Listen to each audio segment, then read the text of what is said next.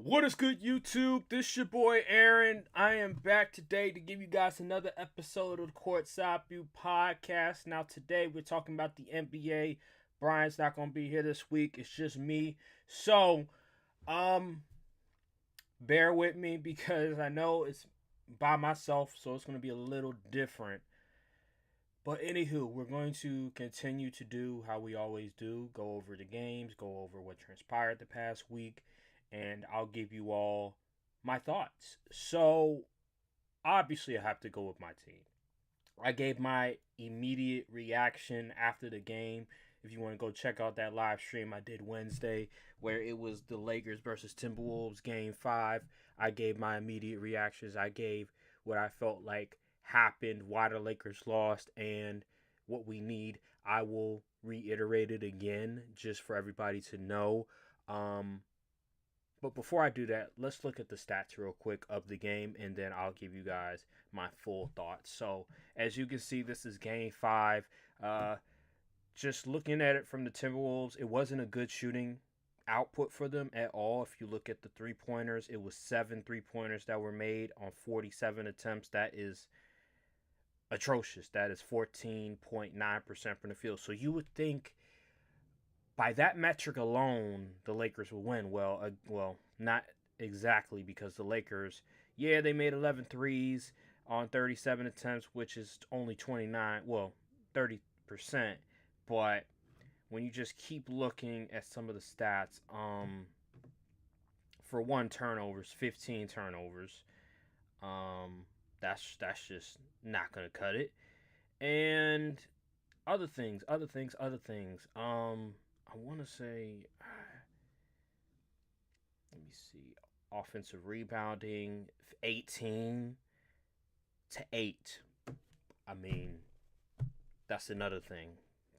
Minnesota is getting many opportunities to get jump shots, to get shots up, while the Lakers are scrambling. And another thing is the fact that the Lakers did not start or play a center at all. We were going small the entire game. Now, I wasn't mad that JJ elected to go small at the beginning, but for him to not put Jackson Hayes at all is very alarming, considering that we needed Jackson Hayes to protect the interior and to get some rebounding, and that really affected us. You look at Rudy Gobert, 12 of 15 shooting from the field. He was 80% for the most part. He was dominating us in the paint, and he had 24 rebounds, 9 offensive rebounds. I mean, you can't make this up. You can't make this up. Looking at Anthony Edwards, he didn't have a good game, but he had 11 rebounds. He had 8 assists. He had 3 steals, 0 turnovers. Mike Conley, he played good defense. Dante DiVincenzo, like, a lot of these guys didn't shoot the ball well. Julius Randle got it going in the second half, 8 for 16 from the field, 23 points. Rudy Gobert, 27 points. Anthony Edwards only had 15 points. But again, like, when you give a team more opportunities to score and you don't really put any sort of defensive pressure on the Minnesota Timberwolves, I mean, this is going to be the case 9 times out of 10. Looking at the Lakers side of things, Roy had an amazing game, 23 points, 9 for 16 from the field, 5 for 8 for 3. This was one of the best games I've ever seen Roy have from an offensive perspective. LeBron, 9 for 21. Just not a series. Just not a series. 22 points, 6 assists, 7 rebounds, 2 steals. Not the greatest. Not the greatest at all. Dorian Finney-Smith, he 3 for 5 from the field, only 7 points. Austin Reeves, atrocious, 12 points, 5 for 14 shooting. Luka, 28, 7 for 18. But if you watch the game, you'll understand he wasn't the greatest in the world. He had 9 assists, but his defense was atrocious. Jared Vanderbilt, we already know with him. But for the most part, besides Roy and Roy, Braun, Luka, everybody else pretty bad. The bench, look at the bench. 1, 2, 3. Look at the starting 5. Once you get to Vanderbilt, Gabe Vincent, Maxi Kleber, there you go. No bench production at all. While with the Minnesota Timberwolves, they had Naz Reid, who had he had only 3 points, surprisingly, but Dante DiVincenzo, Nikhil Alexander-Walker gave you 10. Dante DiVincenzo gave you 9. So, I mean, Nothing else really to be said about this game. Nothing else much. This was the story of the entire series. The Minnesota Timberwolves just had the better bench. They had the better overall team. They had the better scheme. They had the better defensive players. Even when they went small, they were still taller than us. They could still match up with us when we go big.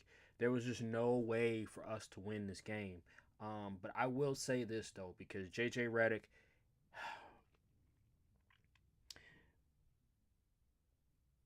to put the blame on certain people from this series, I think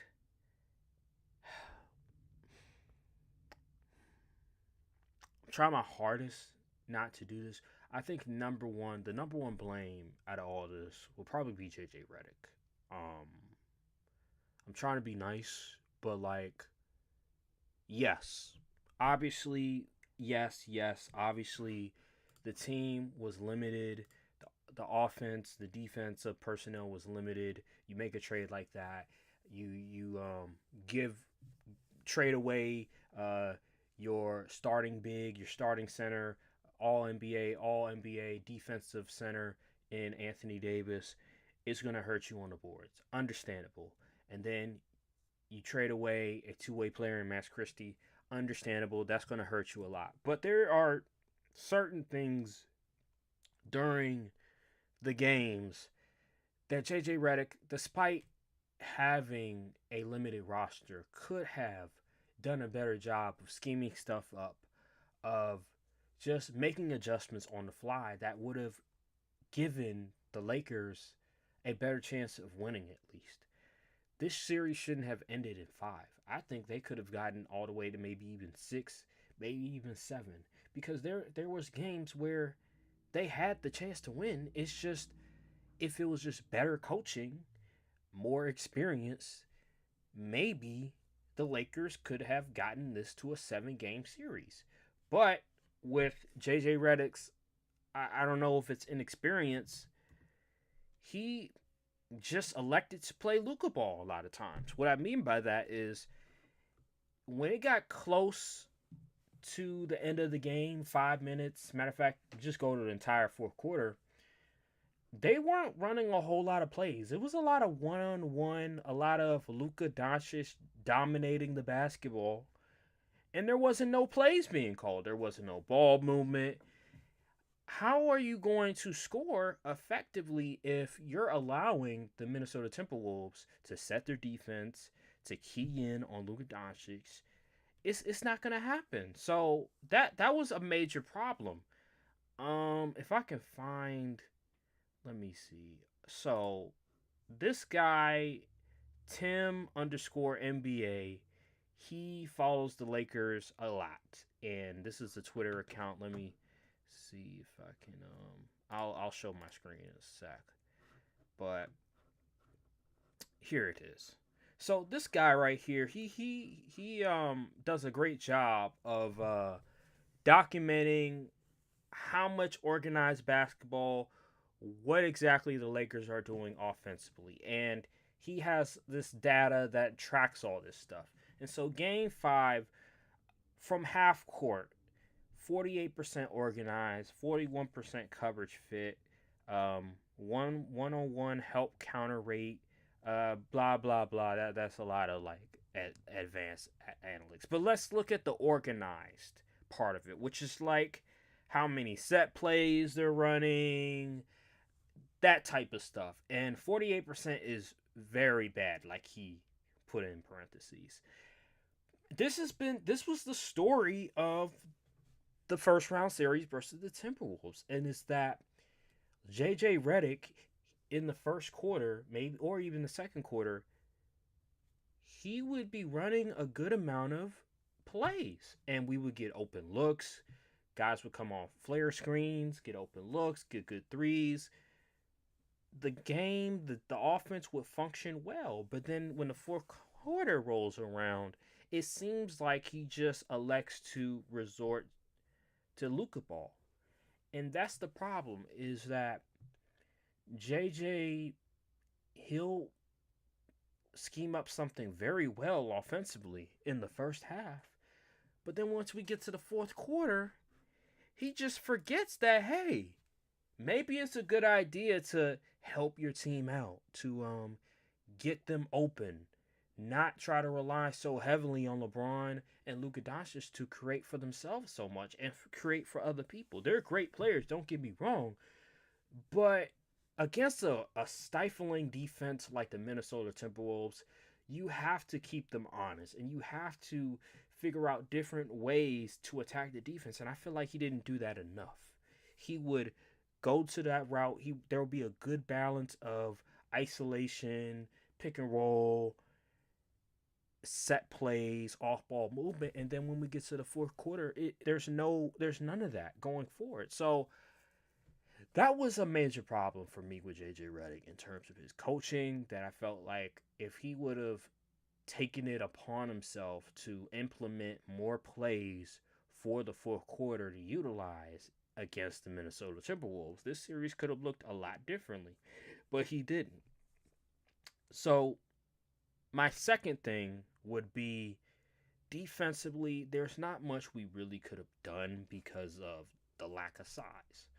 So I'm not gonna really criticize JJ too much. I do think that Jackson Hayes should have played more in Game Five, but there's not much really we could have done defensively. Maybe let Ant just go off for like 50 or something like that, and then just stay home on everybody else.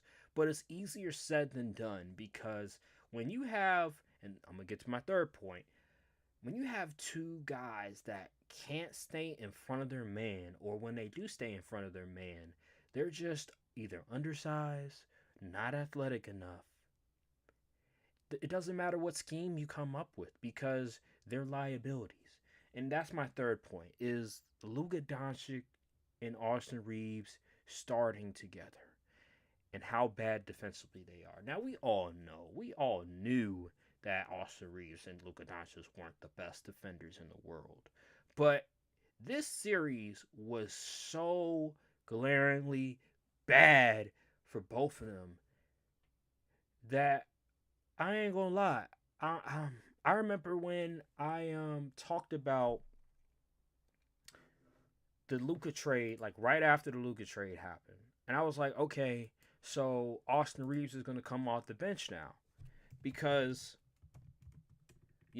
defensively, it just doesn't make sense for both of them to start because Austin Reeves is not a good defender. But then JJ Redick decided, you know what? We're gonna keep both of them in the starting lineup, and I was like, oh, okay, that's interesting. And the Lakers' defense was actually playing pretty well in the regular season. So, let me see here. We got a little compilation of Well, let me turn this volume off. We have a little compilation of just. So look at this. Just look at the defense, man. Like,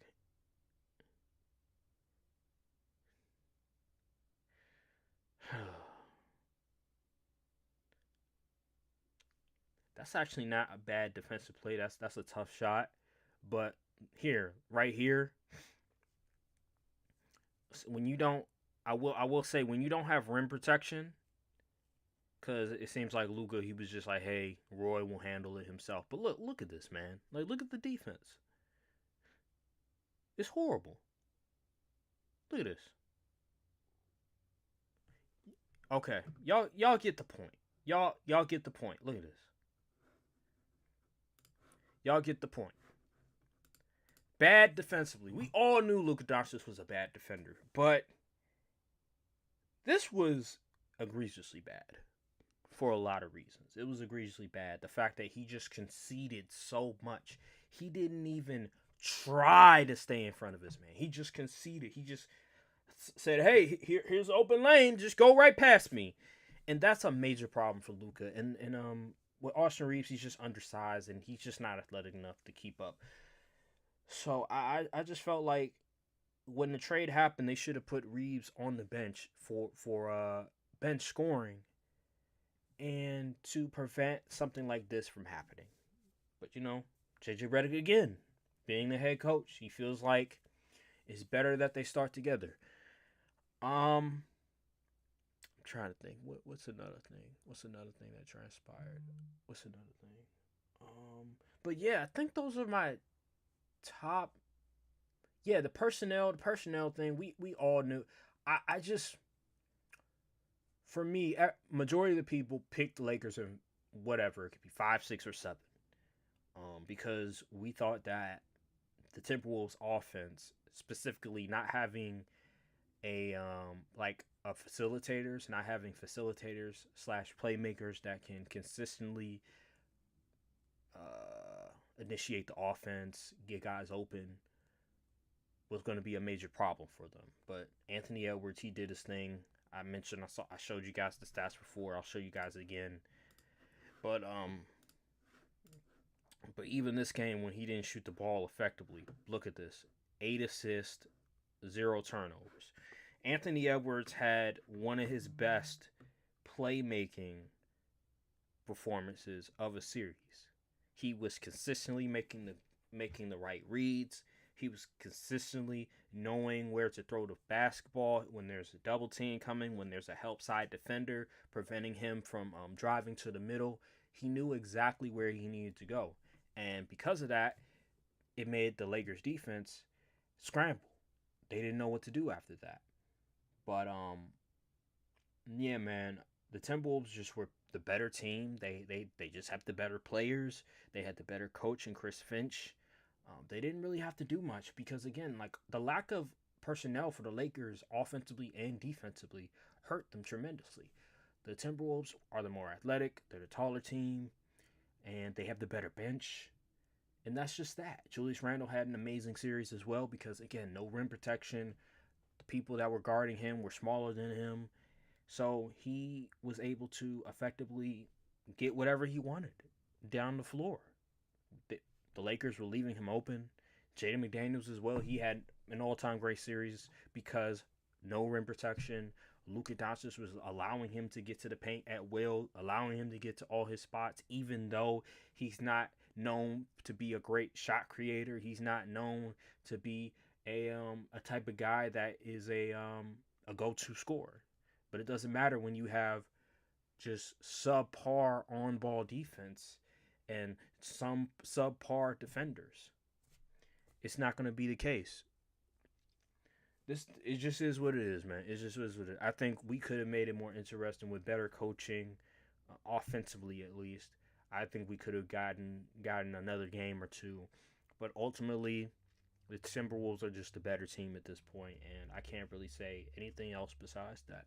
The Lakers are just gonna have to go into this off season with a sense of urgency. Hopefully, LeBron does return for another season. That would be huge for us. I don't care what anybody says. He's still a top 15 player in the NBA, and he deserves all the money he can get. A top 15 player in the NBA deserves all the money they can get. But for the Lakers, they need a shot blocking lob threat.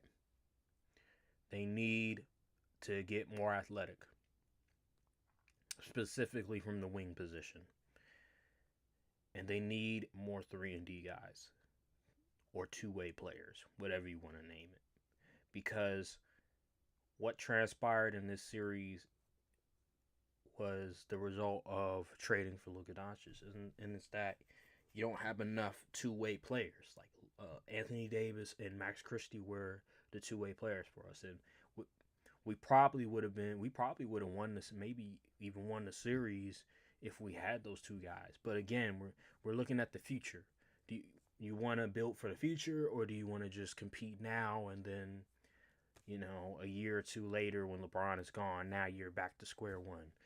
So I'm not, again, the trade wasn't bad. I'm grateful that we have Luka Doncic.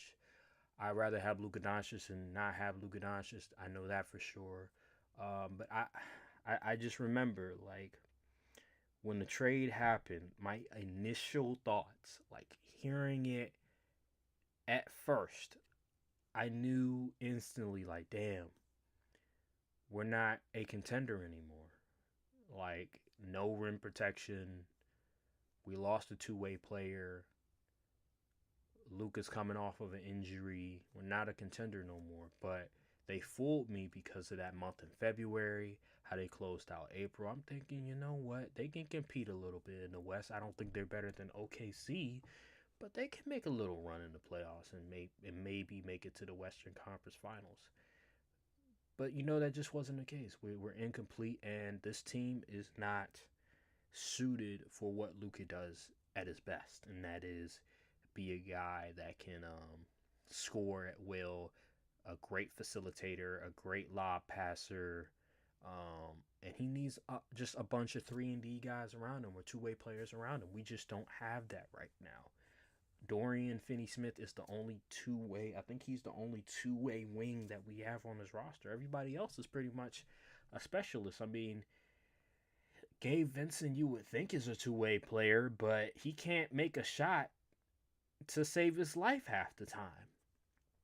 So, yeah, man. I don't know what else to tell you guys. I remember after game 2, I said that this offense has to get better if we want to win, even after how we played in game 2, and we weren't able to do that. So, I don't want to talk too much more about this. Let's move on. We're at like 22 minutes right now. I feel like that's a long time to talk about this past series. But I want to go to another series that ended, and that is the Indiana Pacers versus the Milwaukee Bucks. This is another series that I had like a lot of trepidations on the Milwaukee Bucks side of things. I knew that Milwaukee they don't have the personnel to match up with the Indiana Pacers. So I want to go to this series real quick. It was a nail-biting series, by the way. Unfortunately, I wasn't able to watch the entirety of this game because I was watching a movie. So, but the ending of the series, it's just like I knew it. I knew this was going to transpire. So let's look at some of the stats for Game 5. So 119-118, Indiana Pacers win in 5. And when you look at it, Tyrese Halliburton, 10 for 22 from the field. Not a good 3-point outing. They were, is that 12 for, they didn't shoot a whole lot of threes. They went 12 for 33, which is 36%, which isn't bad, but only 33%. I mean, whatever. But yeah, Tyrese Halliburton had 26 points, 9 assists, only 1 turnover. Nembhard had 15. Turner had 21. Siakam only had 10, but he had other people that came along the way. Naismith had 19. Off the bench, you get 18 from McConnell. You have 5 from Mathurin. You have 5 from Toppin. So, like, they had a lot of contribution from other people. When you look at Milwaukee on the other side of things, Giannis played 44 minutes. My God. I think part of that is because of overtime. But Giannis had 30 points, 20 rebounds, 13 assists, 2 steals, 2 blocks, 7 turnovers. Yikes, 7 turnovers. Bobby Portis had 14. Gary Trent had 33. This is without Damian Lillard. Remember, Damian Lillard went out with that injury, I think, in Game 4, if I'm not mistaken. Kevin Porter had 11. And then the bench didn't really do much. But that last possession by Gary Trent Jr., that was just malpractice of what not to do when you're down and you're trying to win a game. Him bobbling that pass was egregious. But AJ Griffin had 19. They just didn't have enough. They just didn't have enough offensively and defensively. They're just old. They're old. They don't have a whole lot of talent. When you're relying on the services of Kevin Porter Jr., you're going to lose 9 times out of 10 in Kyle Kuzma. Like, that's just how it is, man. You're not going to win the series against a team that has, like, 8 guys that they can rely on. Like, look, 1, 2, 3, 4, 5, 6, 7, 8, 9 guys that they go to, man. Like, you can't do that. Now, Jarice Walker, why are they showing him? Like, how many minutes did he play? Let me make sure I'm not tripping. Jarice Walker had how many minutes? He had 10 minutes. All right, so besides Sharice, so they go like 1, 2, 3, 4, 5, 6, 7. They go 8 players deep. They have 8 guys that they can go to. You're not winning that series. And then the pacing of the Pacers. it's just too much. It's just too much for Milwaukee to handle. They just don't have the defensive talent to withstand that fast pace. They're not athletic. Besides Giannis, Bobby Porter's decent, but it's just not enough. It is not enough, and they're gonna lose 9 times out of 10. I knew this was gonna happen. Brian tried to tell me Giannis was gonna put on a Superman cape and get them win the series in 7. I just don't see that, and this is just what it was. This is just what it was. Indiana always has the Bucks number, and this is same thing happened. Same thing happened. Moving on. I want to talk about what other series do we have on here?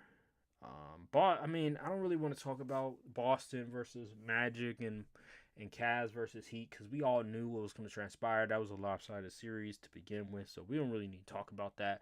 But I want to talk about the Game 7s, the games that are the game that's happening tonight, which is Clippers and Nuggets, and then I want to talk about the Golden State Warriors versus the Houston Rockets. If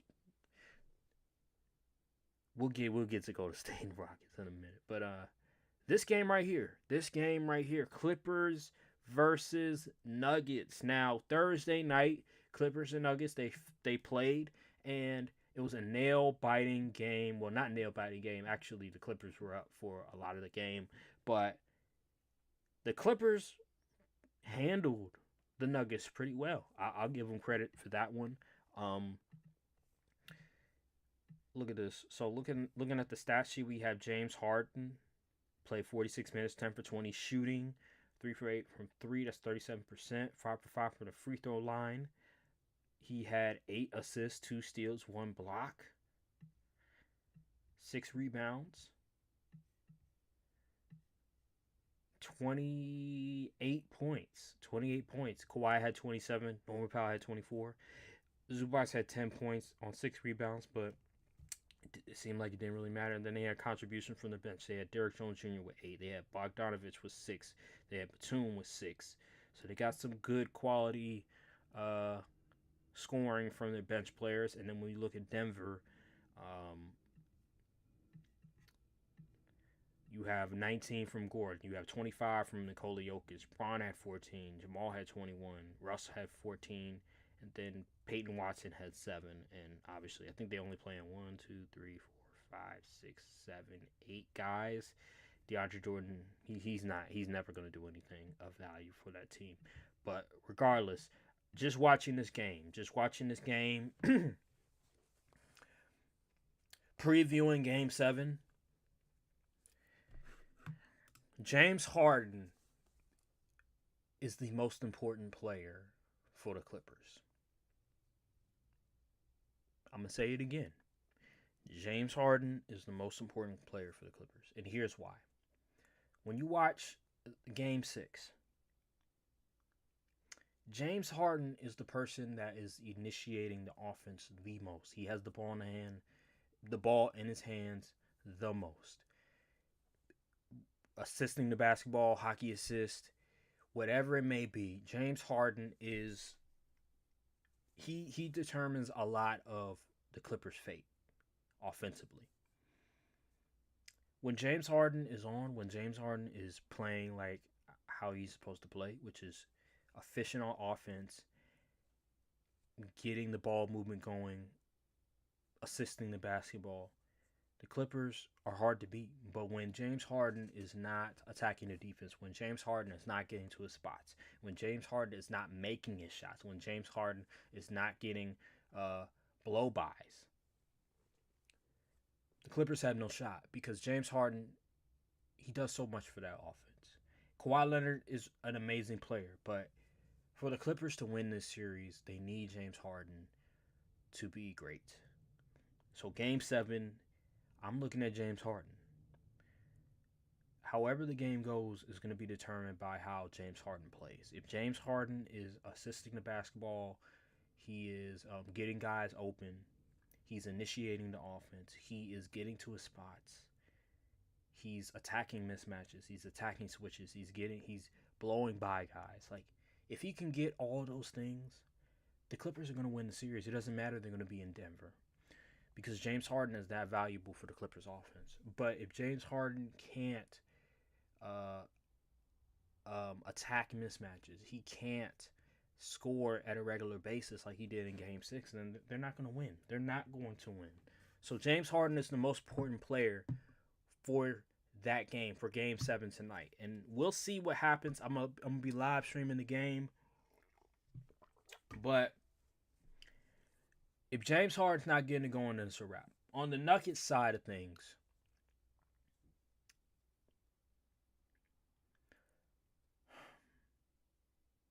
I'll say with the Nuggets, they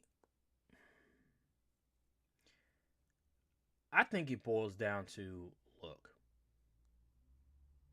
are the Nuggets players going to be able to stay in front of the Clippers on offense? That's just a question. When that switching defense that they do, are they going to be able to hold their own against James Harden, against Norman Powell, against Kawhi Leonard, against these dudes that are looking to attack them, attack their on-ball defense? Um, are they going to be able to prevent more corner threes from transpiring? They're going to have to worry about not just James Harden and Kawhi, but Nicholas Batum, Derrick Jones Jr., and Bogdanovich. Can they limit those three guys from being effective? Because those three guys are going to get open looks from the wing to the corner three. Can they prevent those three guys from getting any sort of offensive output? That's going to be a question for Denver. It's not just going to be about, okay, how do we stop James Harden? It's going to be those three other dudes. Can we prevent them from getting hot from three? Because, as I mentioned with James Harden, the guys James Harden is passing to are those three guys. And a lot of times they're getting open looks.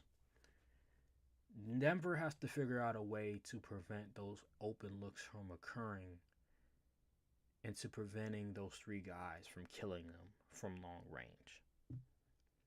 That's going to be the story, in my opinion, is how James Harden looks and what are those three guys going to look like Game 7 on the road in Denver. I'm not worried about Nikola Jokic. Nikola Jokic is going to do his thing. Jamal Murray, for the most part, I believe he's going to do his thing. But it's Russell Westbrook. What are you going to do? He's played a little bit better. I ain't going to hold you. He's been playing his role okay. Michael Porter Jr. Are you going to have another good shooting performance? Or are you going to have another terrible shooting performance? We'll see about that. Matter of fact, Michael Porter Jr., what did he shoot? He only had 5 points. That's a problem. That's a major problem. These are the questions that need to be asked. Now, ever since David Altman took over for the Denver Nuggets, being the interim head coach, the offense has become a lot better. There's more organized basketball. It's just there's just more efficiency with the offense of the Denver Nuggets. I don't know what Mike Malone was doing, but regardless, that's just the case. We'll see. I think this game will be determined by the Clippers. Whatever the Clippers look like, whatever the Clippers are trying to do, will determine the outcome of this game. I think if you look at both of these teams and they play their best, I don't see Denver having a counter for the Clippers. So I believe this series just boils down to what are the Clippers going to do? Is James Harden going to play well or not? I don't think Denver has anything that they can really hold their hat on besides, we got Nikola Jokic, we got the best player in the NBA, and we have Jamal Murray, who's a playoff riser. Besides that, there's really nothing else we can really hold our hat on when it comes to the Denver Nuggets. I think this just boils down to, are the Clippers going to choke? Is James Harden going to choke? Is James Harden going to resort back to his old ways? Or is he going to show up? Remains to be seen. But I'm going to stick with my pick. I picked the Clippers. I think I picked the Clippers in 7 before the series started. I'm going to stay with the Clippers in 7 because, again, why would I go against my own pick? So, yeah, I'm going to go with the Clippers this game. Again, I'm going to stay with my pick, Clippers in 7. But I don't mind being wrong because I don't like the Clippers. All right, moving on. We have the next game on the docket, and this is another Game 7. This is going to be on Sunday at 8:30. So, the Warriors, they were up 3-1 in this series. And now there's a Game 7, and they have to play it on the road. They had the opportunity last night to get this series over with, and they laid an egg. Now, with the Warriors and the Rockets, I had the Warriors in 6 this series. I was wrong. I'm going to still have the Warriors beating the Rockets. But there are some concerns. There's a lot of concerns when it comes to the Warriors in this respect. One, the lack of size is alarming. The Rockets having Steven Adams, having Sengun, having that 2 center lineup has killed the Warriors. Now, let me go to the stats. The offensive rebounding, the defensive rebounding that the Rockets were able to do to get second chance points against the Warriors really hurt them. Really hurt the Warriors. So, just looking at my screen real quick, we're looking at, let's see, offensive rebounds, 11. Let's see where the Warriors. Oh, the Warriors actually had 13 offensive rebounds, surprisingly. How many defensive rebounds did they have? They had 29.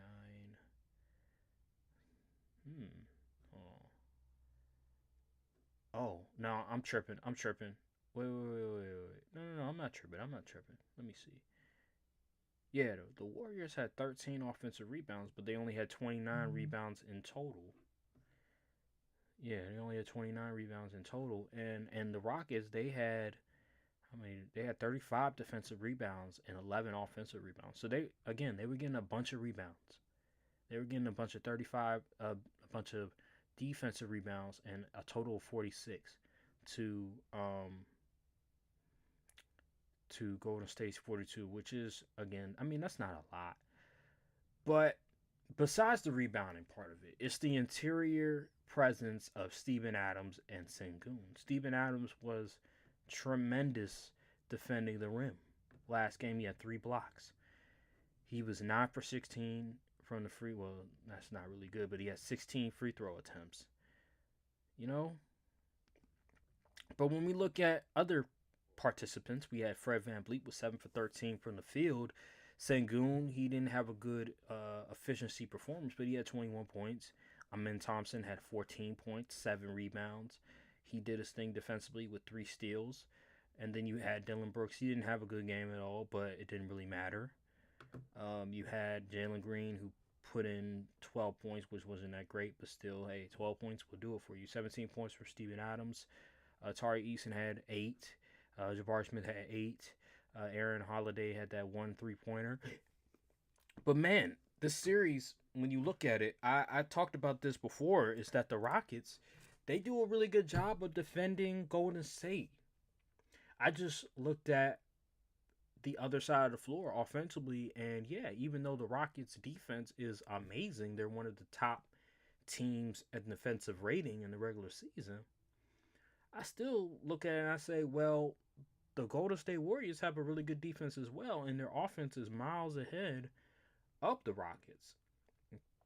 But these past 2 games, Fred VanVleet and his ascension, him going from looking like one of the worst guards to now looking like one of the better playoff guards, is why this team is where it's at. This is why there's a Game 7 in Houston, because of Fred VanVleet's impact on the floor.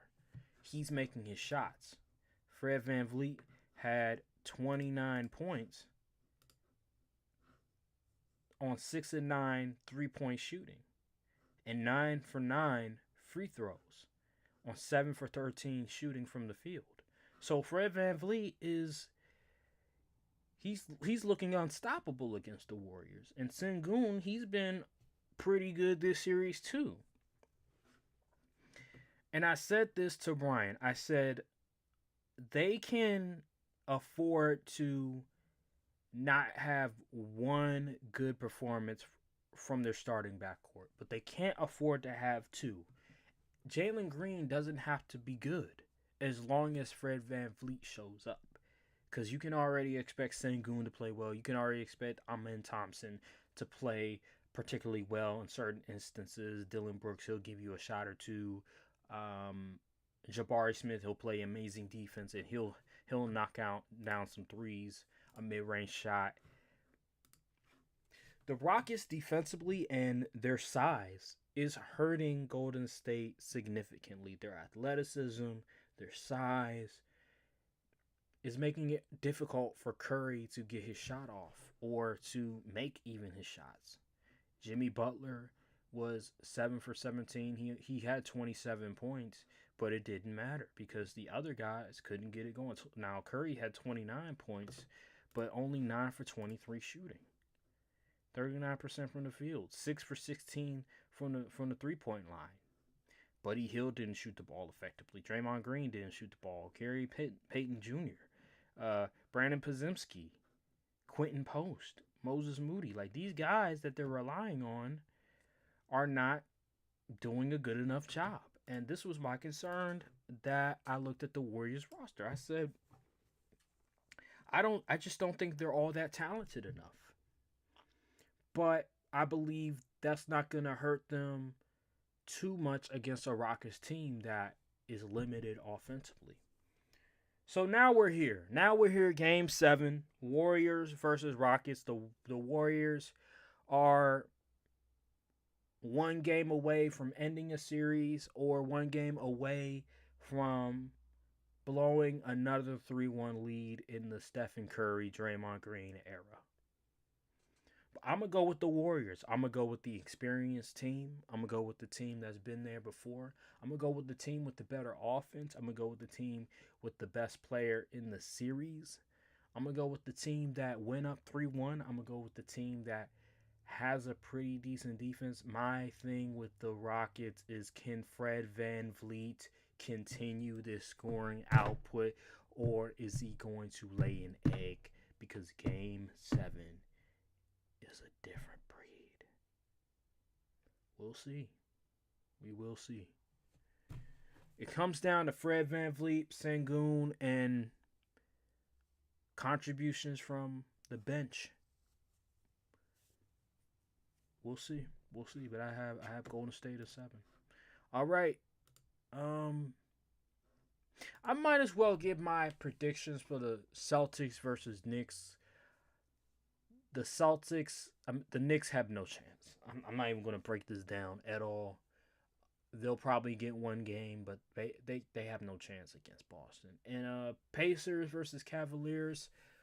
I'm going to go with the Cavaliers in this one. I think the Cavaliers have a good enough defense to keep up with the Pacers offense. I do think the Pacers still score in bunches, but overall, their lack of defensive presence against a high-scoring Cleveland Cavaliers team will be too much for Tyrese Halliburton and the rest of the squad. So I got Cavaliers. I don't think it needs much breakdown at all. It'll be a fun little series, but ultimately, the Cavs are the better team. They have their defensive player of the year in Evan Mobley. They have the interior presence.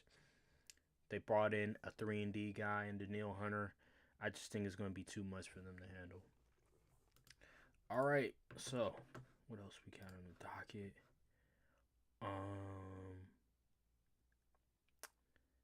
Yeah.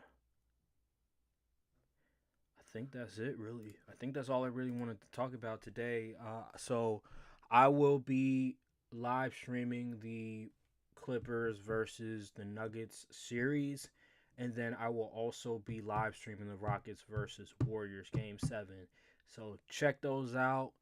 Join me to watch the game, see my reaction, see my immediate reaction. Thank you all for watching. Make sure to like, subscribe, comment down below, hit the notification bell, follow the socials as well. I'm also going to be heading on to the main YouTube channel, Courtside View Podcast NFL, to do a live stream. So check that out as well. Thank you guys for watching. The links will be in the description for that. And I'll see you guys later. Peace.